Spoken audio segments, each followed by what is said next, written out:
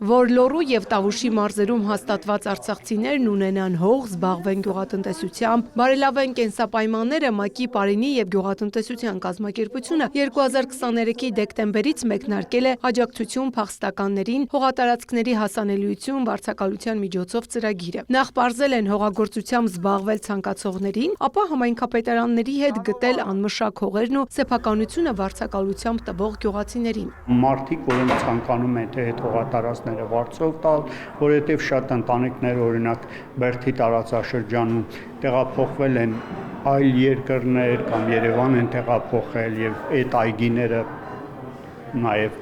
չի մշակում կամ լավ չի մշակում եւ այն մարդիկ իրենց համաձայնությունը տվել են, որպեսզի Արցախից տեղահանված ընտանիքները վարձակալության վերցնեն, որոշները նույնիսկ առանց վճարի վարձակալության է վերցրել եւ այդ մեր շահառու ընտանիքները սկսել են մշակել։ Արդեն անցած տարի մենք լավ արդյունքներ ունենք, ընտանիքները, որոնք խաղաղագործությամբ են զբաղված, իրենք խաղը մթերել են։ Իդեպ ՄԱԿ-ի Պարենի եւ գյուղատնտեսության կազմակերպությունը տեղահանվածների համար 3 հումանիտար ծրագիր է իրականացնում։ Բոլորի նպատակն է բարելավել նրանց սնուցման պայմանները, ինչու չէ նաեւ ստեղծել եկամտի աղբյուր ձվի, մրգի ու բանջարեղենի վաճառքից։ Մենք աջակցություն ենք տրամադրել 100 տեղահանված ընտանիքին եւ տրամադրել ենք իրենց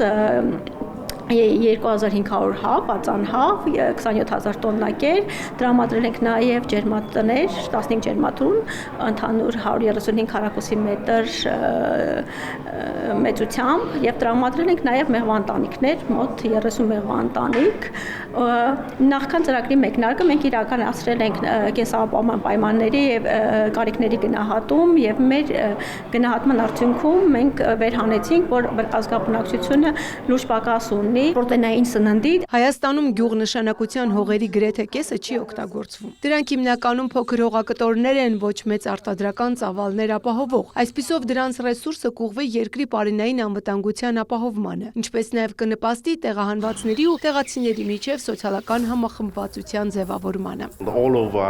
Նրանցից շատերը զբաղվել են հողագործությամբ եւ հողը որպես հիմնական ռեսուրս տրամադրելով նրանց, մենք տալիս ենք հնարավորություն շարունակելու իրենց գործը, այսպես կկարողանան ինտեգրվել համայնքին ու ապահովել իրենց ընտանիքների ապրուստի միջոցը։ Ծրագրի 1.5 տարվա արդյունքներն ու մարտահրավերները ներկայացնելու համար հրավիրված կլոր սեղան քննարկմանը բարձրաձայնված հարցերն ու առաջարկները հաշվի կառնվեն գյուղատնտեսական հողերի հասանելիության բարելավմանն ուղղված քաղաքականության եւ գործողությունների մշակման ընթացքում։ Ծաղկանուշ Միրզոյան, Աշոտ Խաչատրյան, լուրեր։